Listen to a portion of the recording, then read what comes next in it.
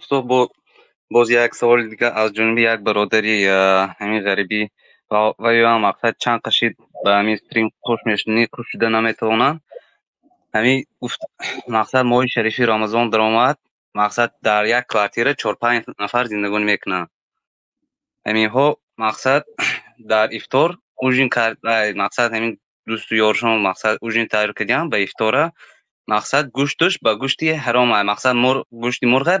به بسم الله الله اکبر کشتگیان این اکم مقصد این اکم میره میگه که مقصد این مقصد به افطار این اوقات نمیشه مقصد به بسم الله و الله اکبر کشتگی نیست اوقات حرام بگن مقصد همون 4 نفر 5 نفر جوراوی که قطعی اکا و جورگی میکنن زیدی مقصد تمی اکا سال جوابی بیزیب کردن گپای خطا زدن مقصد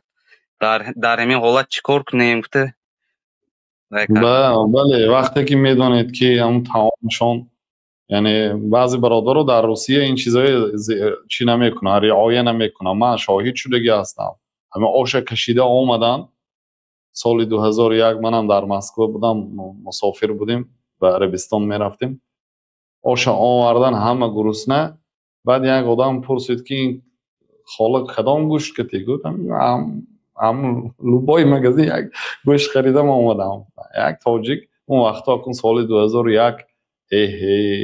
گوشتی حرام و حلال خوب که فقط حرام میفهمیدن تمام گاو که شد یا مرغ که شد حلال فکر میکردن یا برادری اسفرگی پرسید که این گوشت از کجا خریدید گفتن همین مغازه بعد دیگه اون آدم هم نخورد همه خیلی یعنی وزنین است اون بعضی آدم ها فرق نمیکنن یک آدمی با اسفرگی این هم گفته است که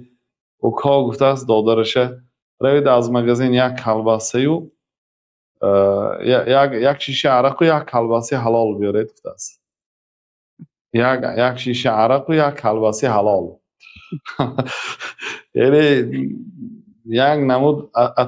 افتؤمنون ببعض و تکفرون ببعض شما به بعض اسلام ایمان دارید و به بعض اسلام کافرید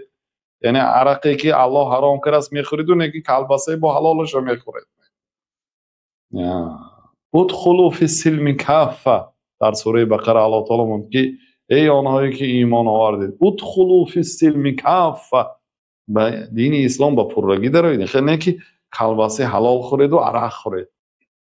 کلباسه حلال قطع عرق خورید نعوذ بالله یا آش حلال است و گوشتش حرام است خیلی نکنید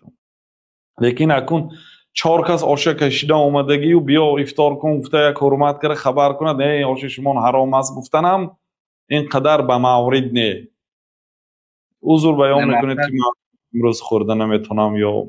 یعنی یک عباره یک آدم شما بیا گفته حرمت کرده تمام به تکلیف نه آش شما حرام است نه این اسلوب این آداب نه این اسلوب خوب نه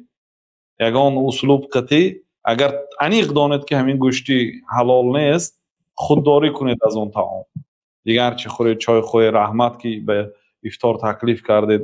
گفته یگان عذر پیشنهاد کنید و روید لیکن در غیر وقت این یعنی در بالی آشه که نه که آنها میگن که چی ما حرام خورده ایستادیم و فکر دو جنگ و جنجال میشه این اسلوبی نادرست است در غیر این وقت مادامی که در یک حجره زندگی میکنید گویید که بیتون مسئله خریدن گوشت رو منم مکلف کنید تا گوشت من میخرم پیاز و کارتاشکای شما خریدم مثلا برینج و میرینج وظیفه داری خریداری گوشت من چون که همین پول همون پول بیاید از مغازین حلال خریم برادرها برای فایده سلامتی خودم و فایده حلق ما هست پیامبر صلی الله علیه و آله میگه اطیب مطعمک تستجب دعوتک طعامت حلال کن دعات قبول میشه وقتی طعام حرام میخورید دعاتون قبول نمیشد ضرور میشد دعا میکنید قبول نمیشد بعد میگید که الله دعای من قبول نکرد و شما گفتی الله نکردید و شما طبق دستور الله تعالی عمل نکردید کو سعد ابن ابی وقاص همین سوال داده بود چیکار کنم که دعام قبول شود گفتن که طعامت حلال کن و بسیار در طعامش با دقت بود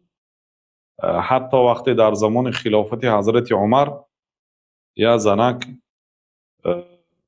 یا موی سفید این از آن سعد است یا موی سفید خستو نماز به دیر آمدگی بود خودش 4 رکعت 3 رکعت دریافت کردگی 2 رکعتش خوانده دادگی آدم خستو حضرت عمر چند بار پرسیدن که همین سعد چه خیلی حکمرانی دارد، یعنی رئیسی شهر بودن، امیری شهر بودن. حضرت عمر آمده از مردم پرسیدن که سعد چه خیلی حکمرانی دارد. گویتون بعد اما آدم خیست و خیلی کن بسیار پرسیدی اکن مجبورم میگم. این گفت به نمازا دیر میبیاد. سعد ابن ابی وقاص که از جمله 10 یارانی بهشتی پیامبر صلی الله علیه و آله به جنت بشارت داده هستند. سعد ابن ابی وقاص 10 یارانی بهشتی. یکتاش سعد است و سعید و بو عبیده میگن که سعد یکی از 10 یارانی بهشتی است. نماز به نمی بیاد، جنگ به نمی رد. وقتی حکم میکند قاضی هم بودن، قاضیگی میکند دیوال کرده است. بیشتر مردم در مسجد قاضیگی میکردن، آدمای هم شاهد بود، یعنی گوییم سود در پیش مردم میشد و این برای خودش یک دیوال کرد،